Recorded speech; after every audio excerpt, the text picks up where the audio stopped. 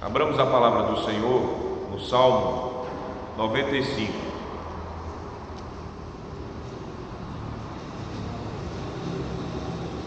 Salmo 95.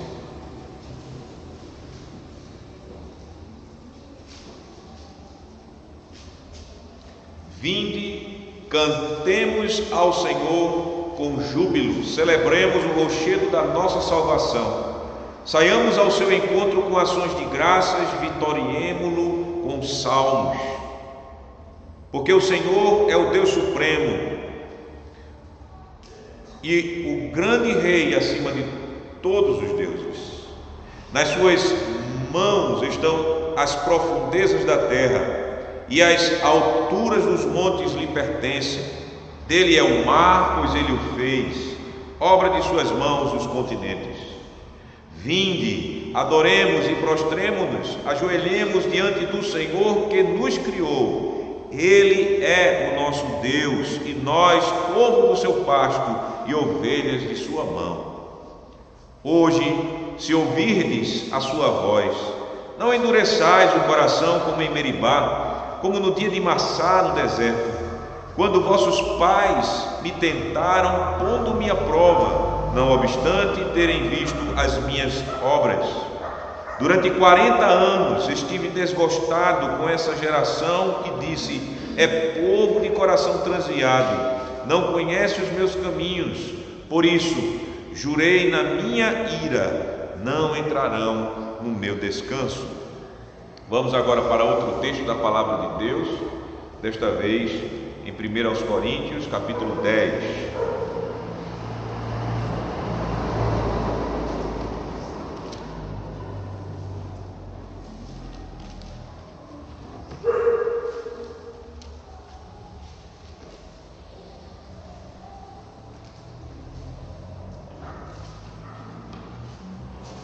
Coríntios, capítulo 10.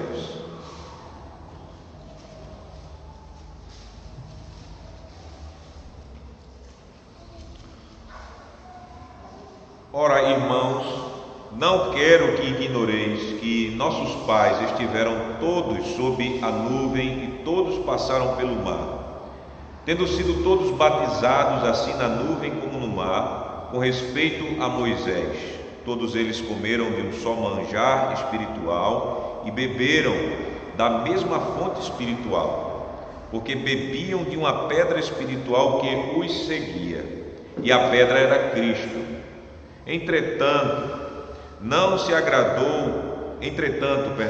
Versículo 5. Entretanto, Deus não se agradou da maioria deles, razão porque ficaram prostrados no deserto. Ora, estas coisas se tornaram exemplos para nós, a fim de que não cobicemos as coisas mais como eles cobiçaram. Amada congregação do Senhor Jesus Cristo, o Salmo 95 é um chamado de Deus para que o seu povo se apresente a Ele em adoração pública, em adoração solene, no dia de descanso. E vocês sabem que na antiga aliança o dia de descanso ele era chamado de sábado, e era um dia especial e de festa da adoração ao Senhor Deus, como nós aprendemos em Levítico, versículo 23 e versículo 3.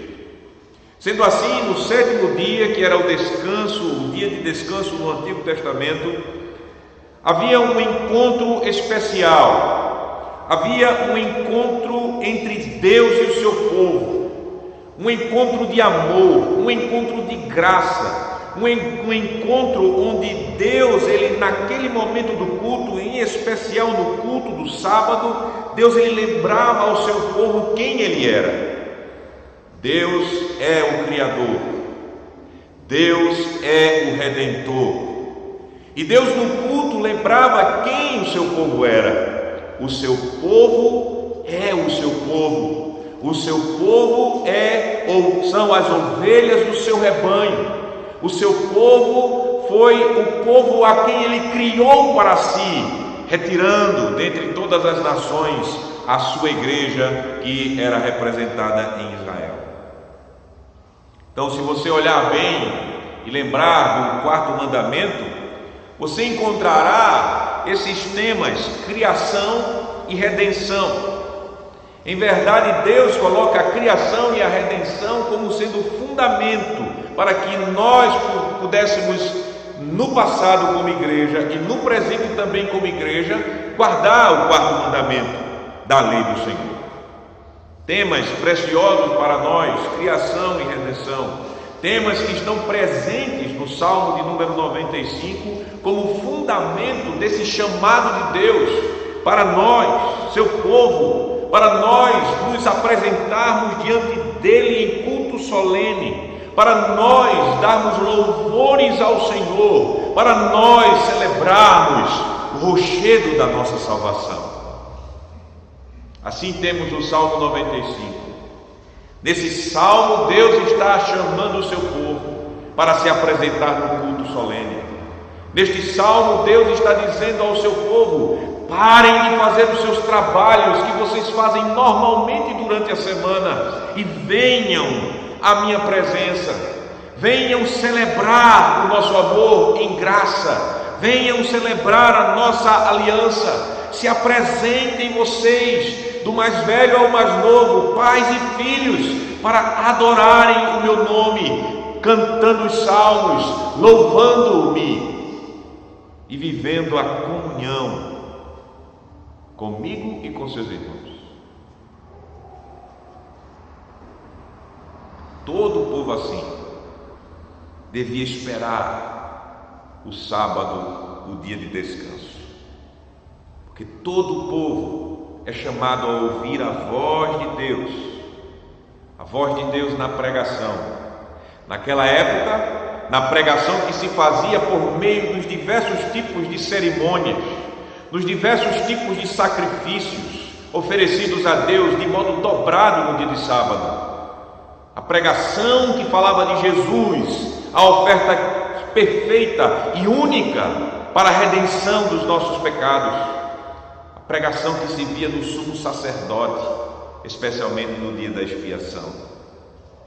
Todo o povo assim deveria parar. Todo o povo deveria chegar na presença de Deus no culto para ouvir a voz de Deus na pregação. E meus amados irmãos, hoje não é diferente. Muda-se a forma do culto a Deus, mas não muda o chamado de Deus para nós cultuarmos a Ele.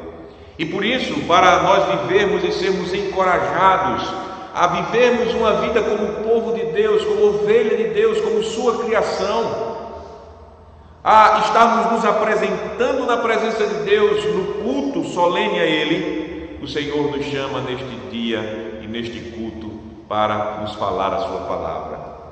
A sua palavra que tem por tema: para o culto o Senhor nos convoca, a fim de louvarmos e celebrarmos o rochedo da nossa salvação.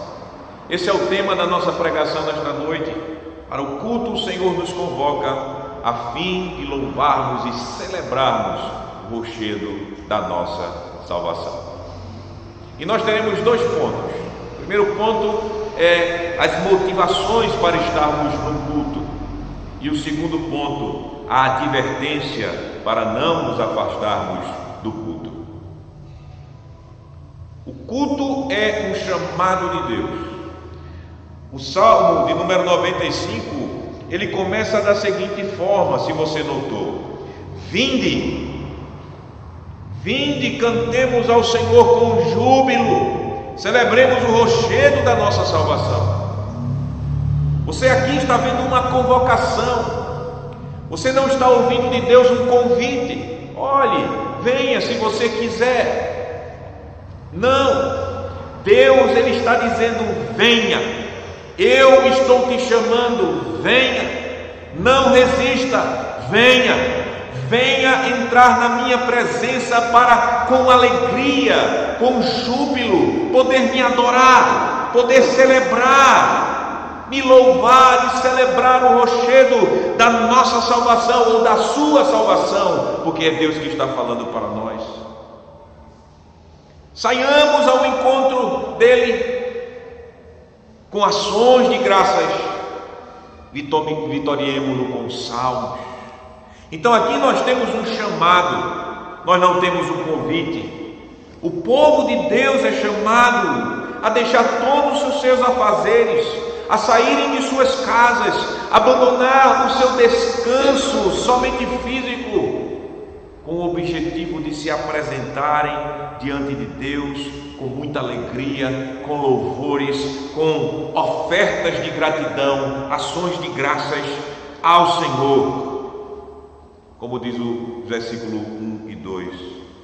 Assim nós vemos que é um chamado, e este chamado ele tem um objetivo, um só alvo: a adoração, serviço e celebração. A quem? Ao Senhor. Veja que o Salmo diz: vinde, cantemos ao Senhor. E você está vendo o nome especial de Deus aqui no texto original hebraico. Ele fala o Senhor. Todas as letras estão em maiúsculo deste nome Senhor. Isso significa o nome especial de Deus, Yahvé, Deus da aliança. Então, Deus está nos chamando, nos convocando, dizendo: venham adorar ao Deus que adotou vocês, ao Deus que escolheu vocês para ser povo dele, ao Deus que redimiu vocês, o Senhor, aquele mesmo Senhor que falou lá em Gênesis, dizendo que foi o Criador dos céus e da terra e de tudo que neles há, o Senhor. Ele, que é o rochedo de nossa salvação, é o único alvo de nossa adoração, é o único objeto a quem nós devemos adorar, o único ser que é o centro de nosso culto e que está em nosso culto a falar para nós e querendo que nós o respondamos por meio dos nossos salmos, dos nossos cânticos, das nossas ações de graças, das nossas ofertas, reconhecendo que Ele é o nosso Deus. Sendo assim, meus amados irmãos, minhas amadas irmãs, o salmista, pelo Espírito Santo, ele nos dá a verdadeira visão que nós devemos ter de Deus e do seu culto. Primeiramente, do culto. O culto é uma assembleia solene. Eu acho que muitas pessoas têm tomado o nome da igreja verdadeira de Deus. Nós poderíamos dizer que um nome lindo para a igreja de Deus é Assembleia de Deus, mas nós sabemos que nem todos que têm esse nome Assembleia de Deus são uma Assembleia de Deus.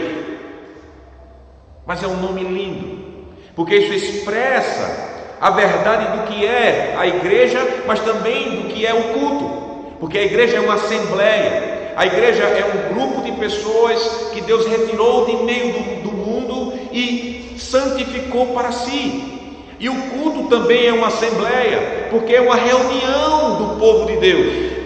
Então nós podemos olhar para o culto não como um evento de entretenimento para as nossas famílias no domingo, seja de manhã, seja à noite.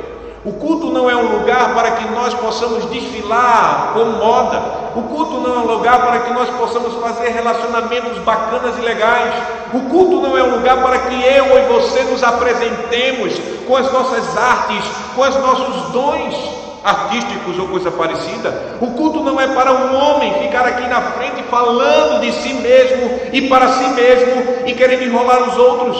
O culto é uma assembleia de Deus. O culto é uma assembleia do povo de Deus que só tem um fim: adorar ao Senhor e exaltar o único que deve ser adorado em toda a criação. Uma festa de adoração é o culto, exclusiva ao Senhor, o rochedo da nossa salvação. Por isso que quando nós pensamos no domingo, quando nós pensamos no culto, não podemos achar somente como mais um evento de nossa agenda dominical. Não. Devemos de fato tê-lo como a reunião mais especial de nossa semana, o culto. Sonde o seu coração. Veja se você, quando pensa no culto a Deus, você pensa: estamos indo nos encontrar com o Senhor. Pare para ver se você, quando está vindo para o culto, você está se preparando para oferecer a Deus salmos, louvores, gratidão em suas ofertas, sejam elas financeiras, seja ela a sua própria vida em Cristo Jesus. Deus quer isso de você. Deus diz: vinde, cantemos ao Senhor com júbilo, com muita festa, celebremos o rochedo da nossa salvação. Então o Senhor, por meio do salmista, depois de nos falar do que é o culto e dentro dessa convocação para o culto, Ele nos vai falar de Deus e vai nos dar os motivos para nós nos apresentarmos na presença deste Deus, o Senhor. O primeiro motivo para a nossa ida alegre para o culto está no versículo número 6. O texto diz, versículo 6: porque o Senhor é o Deus supremo e o grande Rei acima de todos os deuses. Veja que ele apresenta Yahvé, o Deus da aliança, o Deus de Israel, como o Deus supremo. Se nós formos pensar no mundo antigo, você tinha vários tipos de reis. E havia um rei que era o rei soberano, o rei que era chamado também de suzerano, enquanto que haviam outros pequenos reis que eram os reis vassalos, aqueles que davam tributo àquele grande rei, e aquele grande rei protegia os vassalos, cuidava deles. Aqui o salmista, ele coloca Deus como sendo o Deus soberano, o Deus que está acima de todos, o Deus que está reinando, incluindo reinar sobre os deuses. O texto nos diz: ele é supremo e ele é o grande rei acima dos deuses, de todos os deuses. Então notem quem é o nosso Deus e o motivo para nós nos apresentarmos a Ele, porque o salmista diz: porque o Senhor é o Deus supremo. O nosso Deus, o seu Deus é soberano. O nosso Deus e o seu Deus, Ele é rei. Ele não está sendo comandado, mas Ele comanda. Ele não está sendo guiado, mas Ele guia. Ele não é um deusinho, mas Ele é Deus supremo. Esse é o nosso Deus. E o salmista, ele fala que ele é Deus e rei acima dos deuses. Agora, quem são esses deuses? Será que existem deuses? Não. Isso é um modo de se referir aos falsos deuses das nações pagãs, das nações de fora da aliança. É como no tempo de hoje, o homem sempre foi religioso. Naquela época não existia a ideia de ateísmo. Todas as nações tinham seus deuses. Como os homens modernos hoje.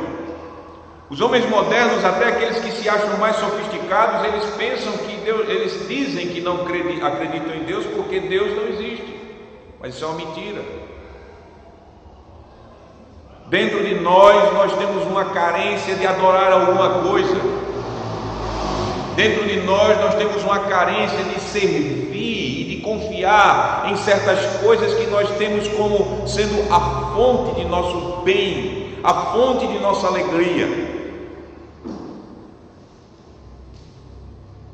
E este modo do homem, melhor dizendo, a necessidade do homem de ter estes tipos de coisa, é porque quando o homem caiu, ele deixou de adorar a Deus, mas ele sente a necessidade de ter que adorar alguma coisa, porque isso está dentro da natureza humana, esse sentimento religioso, porque faz parte da imagem de Deus, que Deus ele nos fez, sua imagem. Então, por causa da queda, o homem, ao invés de adorar o Criador, ele torce, ele corrompe a criação e passa a adorar a criação e não o Criador. E por isso que os homens de hoje, eles são tão idólatras quanto os homens que viviam no tempo do Salmo 95, quando o Salmo 95 foi escrito. Hoje ele não tem as estátuas normalmente, tem sim, mas o homem mais sofisticado, ele tem o Deus dinheiro, ele tem a falsa deusa ciência, ele tem o Deus Estado cada vez mais sendo adorado por todos, inclusive até cristãos estão adorando o Deus Estado. Eles têm, e nós podemos até ver isso na vida dos mais humildes, tem o Deus esposa, tem o Deus esposo, tem o Deus pais, tem o Deus filhos, tem o Deus amigo, tem o Deus emprego. Na verdade, João Calvino disse que o nosso coração é uma fábrica de ídolos. E é verdade. Então veja, quando Deus ele nos coloca no Salmo 95, ele nos apresenta a sua realidade. Ele é Deus supremo e o grande rei acima de todos os deuses. Ele não dá brecha para nenhum homem pensar em outro Deus além dele. Ele não dá brecha para nós pensarmos que as coisas no mundo estão fora do seu controle. Ele é rei. Não existe ninguém que reina sobre nós, de fato, só o Senhor, ninguém além do Senhor. Por isso, nós, como os povos daquela época que o Salmo foi escrito, não podemos imaginar uma vida que não sirva a esse Deus supremo, esse rei sobre os falsos deuses. E como Israel deveria ver que não eram os Baalins, porque os Baalins, o nome Baalins nos lembra aqueles falsos deuses, senhores que as nações pagãs tinham, e que essas nações pagãs pensavam que esses Baalins, eles eram responsáveis pela fertilidade dos animais, pela fertilidade do solo, pelo envio da chuva, pelas secas, pelas pragas, pelo poder do mar, pelas tempestades, pelos terremotos. Era um povo muito supersticioso, como nós temos nos dias de hoje. Israel deveria parar e dizer: não existem esses Baalins, eles são nada, são fruto da imaginação do homem, mas o nosso Deus é supremo, o nosso Deus é rei sobre os falsos deuses.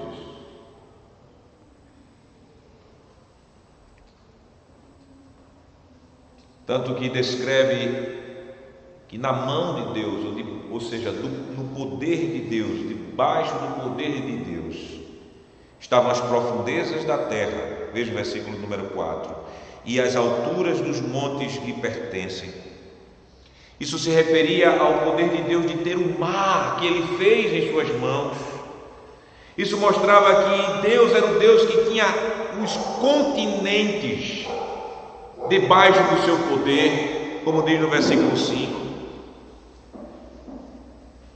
E aí o salmista chama, repetindo: vinde, adoremos e prostremos-nos, ajoelhemos diante do Deus que nos criou. Ele é o nosso Deus e nós, povo do seu pasto e ovelhas de sua mão. Venha adorar esse Deus, ó igreja, ó Israel. Reverencie a Ele, prostre-se diante dEle. Lembre-se do mandamento segundo da lei do Senhor. Israel não deveria ter outro Deus além do Senhor. Israel não deveria fazer falsos deuses e nenhum falso culto para poder adorar ao Senhor por meio destes falsos deuses. Ao Senhor eles deveriam se prostrar em adoração. Foi este Senhor, diante desse Senhor, que eles deveriam se ajoelhar, porque foi este Deus que os criou. Foi este Deus que fez Israel ser o seu povo, povo de seu pasto e ovelhas de sua mão. E aqui, meus amados irmãos, nós temos a linguagem bíblica para os reis daquela época. Você sabe que os reis naquela época, eles também eram chamados de pastores, porque o papel de um pastor é guiar, é proteger, é alimentar as suas ovelhas. Então, quando Deus estabeleceu Davi e a descendência de Davi, Deus ele apresentou Davi como sendo o pastor de Israel. Então, como um verdadeiro rei, como um verdadeiro ungido, um verdadeiro Messias, Davi ele deveria assim estar guiando a igreja no caminho do Senhor, e deveria estar protegendo a igreja dos inimigos da igreja. E Davi deveria estar assim alimentando a igreja e cuidando assim, sustentando-a como um rei fiel a Deus. Então Deus é que se apresenta como o rei do seu povo, porque Deus, esse nosso Deus, ele nos fez povo do seu pasto e ovelhas de sua mão. E aqui uma linguagem muito carinhosa, porque fala como se Deus estivesse adotando-nos e como se nós estivéssemos sendo colocados nos braços dele como um pequeno cordeirinho, e ele nos alimentando com a sua própria mão. Que linguagem de amor, para que a igreja se sinta bem protegida, bem guardada, bem cuidada, bem guiada por aquele que é o seu Deus e Rei.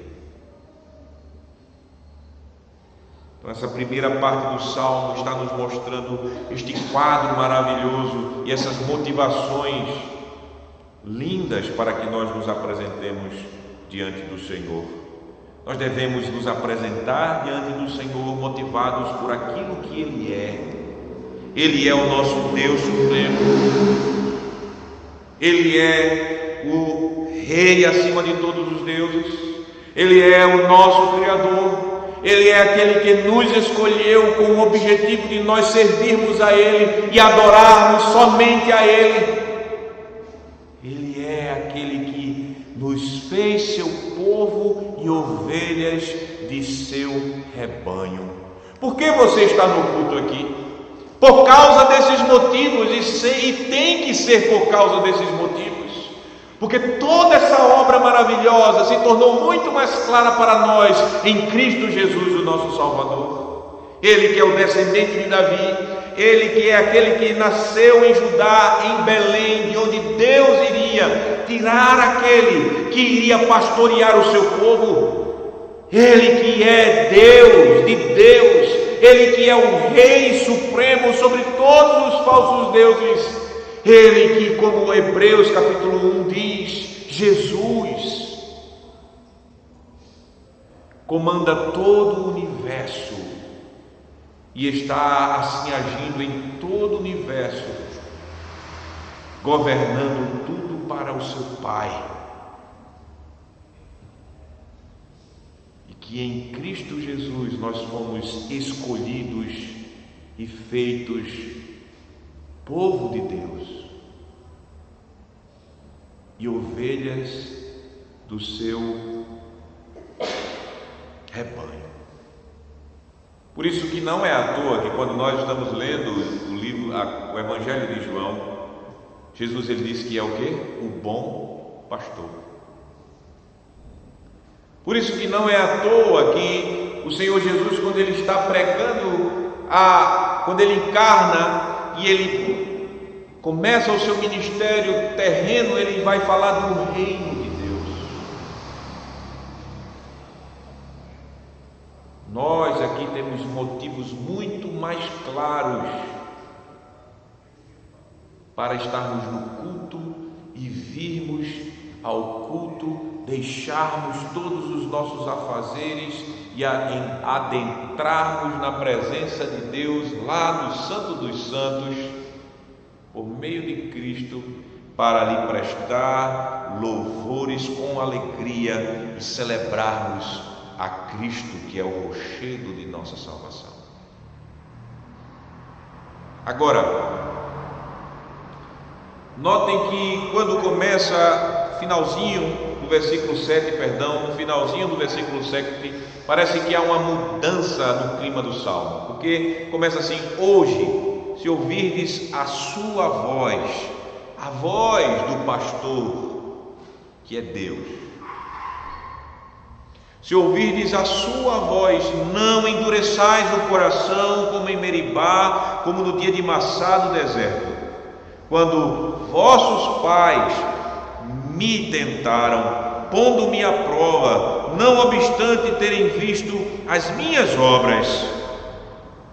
Durante 40 anos estive desgostado com essa geração e disse: é povo de coração transviado, não conhece os meus caminhos, por isso jurei na minha ira, não entrarão no meu descanso.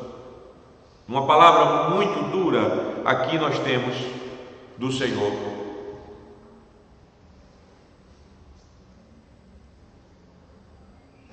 Uma advertência do Senhor para a sua igreja.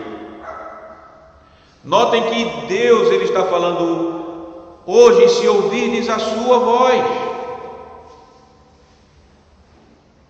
Se você ouvir a voz do Rei, não endureça seu coração.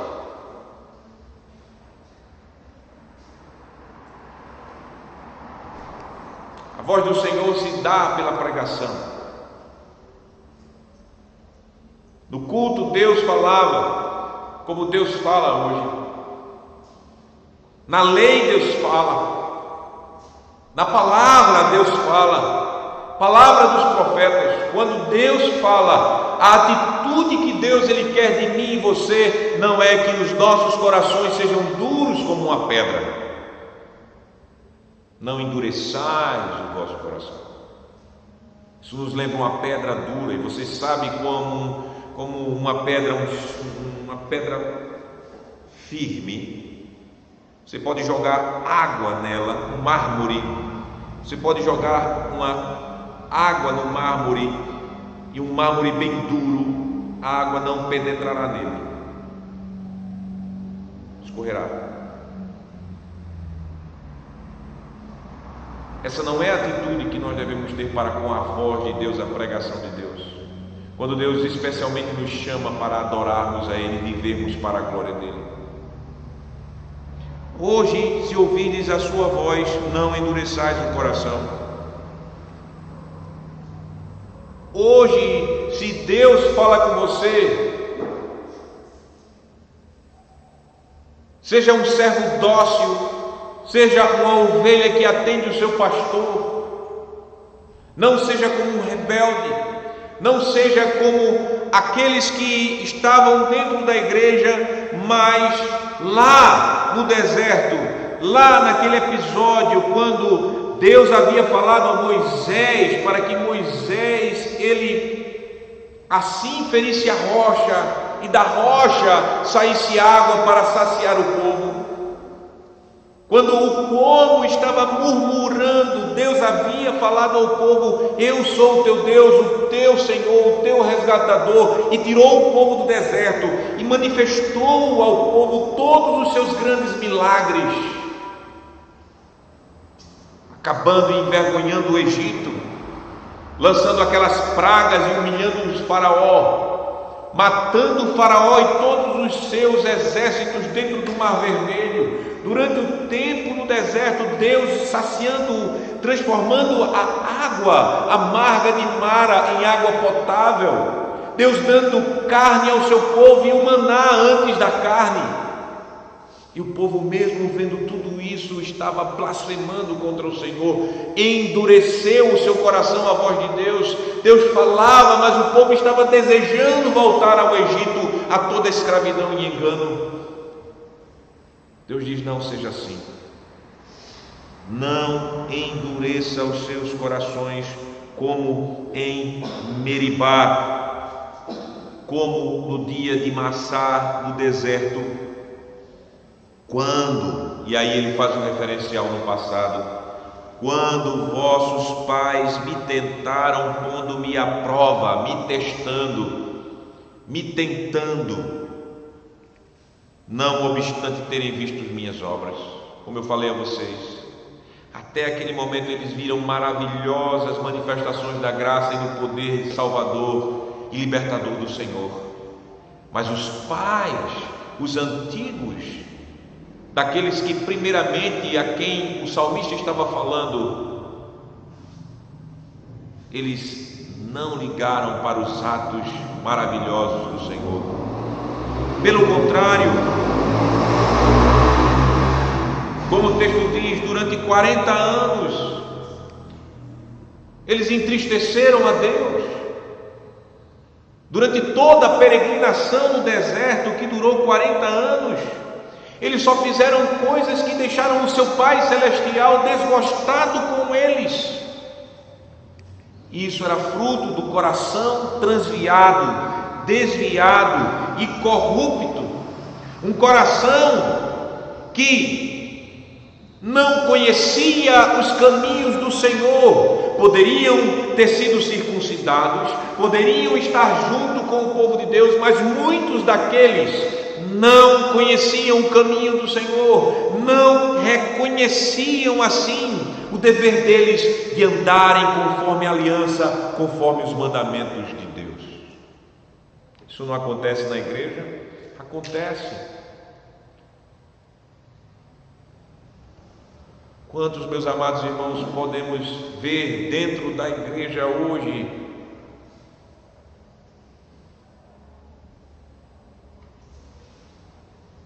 que eram membros do passado e não estão mais aqui,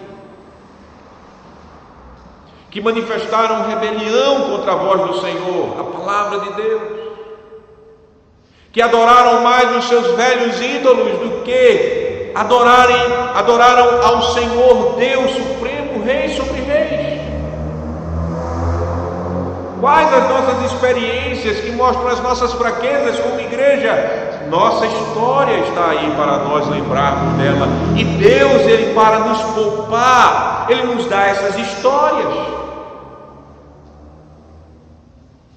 Lembre-se quando o apóstolo Paulo, falando à igreja em Corinto, uma igreja que não estava dentro do contexto judaico, lá no capítulo número 10, onde nós lemos: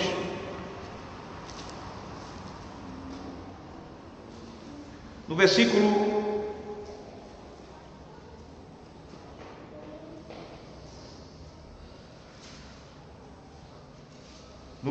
de número 3, diz que todos eles comeram de um só manjar espiritual e beberam da mesma fonte espiritual, porque bebiam de uma pedra espiritual que os seguia, e a pedra era Cristo. De onde Paulo está tirando essa história do Antigo Testamento? Da pedra que Moisés feriu e dela saiu água para saciar a sede do povo. Esta pedra era um sinal de Cristo, era um tipo de Cristo, era uma sombra de Cristo. O apóstolo diz que a pedra o seguia, era uma pedra espiritual, representada naquela pedra que foi ferida por causa do pecado do povo de Deus, que só fazia reclamar, porque estava com sede, estava com vontade de comer carne.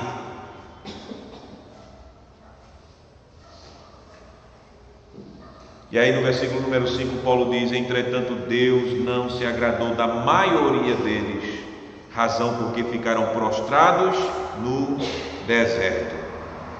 E aí o que é que o apóstolo diz? E o apóstolo diz que, ora, estas coisas se tornaram exemplos para nós, a fim, com o objetivo de que não cobicemos as coisas mais como eles cobiçaram. Deus aqui, voltando lá para o Salmo 95, usando como contexto a palavra do apóstolo Paulo em 1 Coríntios, ele não está passando na cara pecados perdoados. Não, Deus não faz isso. Mas Deus está usando o exemplo triste do passado do seu povo para nos estimular a não cairmos nos mesmos pecados. Essas histórias foram dadas como exemplos para nós, para que nós não cobicemos as coisas mais que aqueles nossos antepassados na fé, porque nós em Cristo estamos ligados a Abraão, Isaac, Jacó e a igreja do Antigo Testamento, para que aquelas coisas mais que eles fizeram, nós também não caiamos no mesmo erro. Deus, ele usa esse mesmo tipo de argumentação com o seu povo. Ele diz: hoje, se ouvirdes a sua voz, não endureçais o coração como em Meribá. Ele faz referência no versículo 9 aos pais que tentaram ao Senhor, que colocaram o Senhor à prova com seus pecados. Ele faz referência àquele mau exemplo do povo de Israel, retirado do deserto, que caminhou durante 40 anos somente praticando aquilo que não agradava a Deus.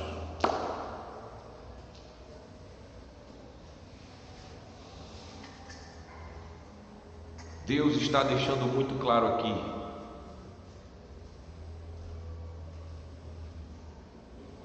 que nós não devemos ter um coração de pedra para Ele, mas devemos ter sim um coração conforme o novo coração que Ele nos deu, de carne, um coração que é solícito pela vontade do Senhor, dócil, como de ovelhas, como de súditos fiéis. E para nos estimular a sermos o que devemos ser como povo dele, como ovelhas dele, atentos à sua voz, o Senhor fala outra coisa séria, versículo número 11: por isso, jurei na minha ira, não entrarão no meu descanso.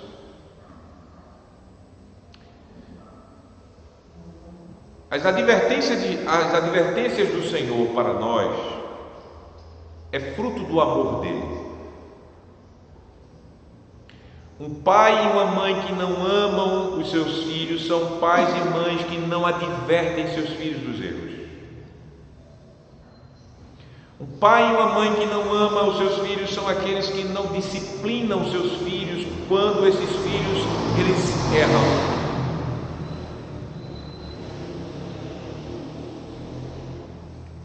E por Deus ser um Deus que é o nosso Pai, que nos ama, que quer o nosso bem, Ele está sempre nos advertindo.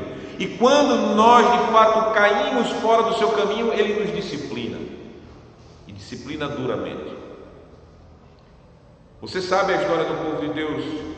Ele cita aqui, por causa dessa atitude de coração duro, daqueles muitos que estavam no meio de Israel, por causa da atitude deles de não reconhecerem o caminho do Senhor, mas os seus corações estarem desviados do caminho do Senhor, Deus, na ira dele, porque Deus se ira contra os pecados do seu povo, Deus, ele jurou dizendo: não entrarão no meu descanso. Esse descanso é representado na terra de Canaã, a terra que era a figura do descanso que nós temos em Cristo Jesus, que já era falado dentro do sábado, que sábado significa descanso, não significa 7 dias, sétimo dia. O sábado já nos falava daquele descanso no futuro. Canaã nos falava desse descanso no futuro, falavam de Cristo Jesus e de todo o gozo que nós teremos na graça em Cristo Jesus. Mas aquele povo não queria isso. Então Deus, que tem uma paciência grande demais, Ele disse: não entrarão no meu descanso. E o que aconteceu? De fato, de toda a geração que saiu do Egito, só a geração de Caleb e Josué entraram em Canaã.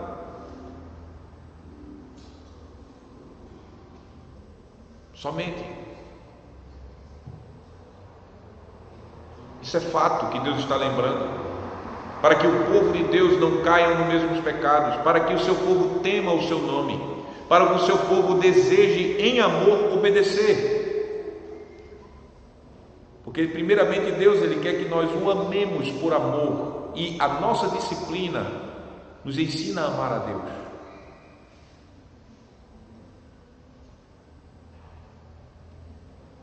Então, meus amados irmãos, aqui o Salmo ele encerra com esta advertência, com esse chamado de responsabilidade para mim, para você, para todos nós que somos povo de Deus. Para que quando nós estivermos sendo tentados no meio de um mundo cheio de idolatria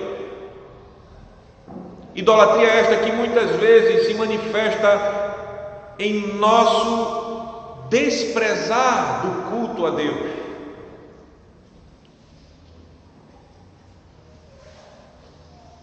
nós possamos olhar o chamado do Deus gracioso dizendo a nós: vinde, vinde, cantemos ao Senhor com júbilo, celebremos ao rochedo da nossa salvação, esse rochedo que é Cristo Jesus. Quando você estiver sendo tentado a ficar buscando os seus interesses no dia do Senhor, a ficar em sua casa, a ficar... Parece interessante, a nossa cama parece mais gostosa no domingo.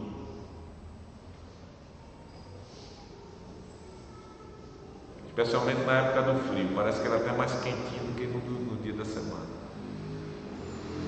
Nós possamos dizer: não, o nosso Deus está nos chamando. Possamos até nos preparar, o nosso Deus está nos chamando. Eu o amo porque Ele me amou primeiro.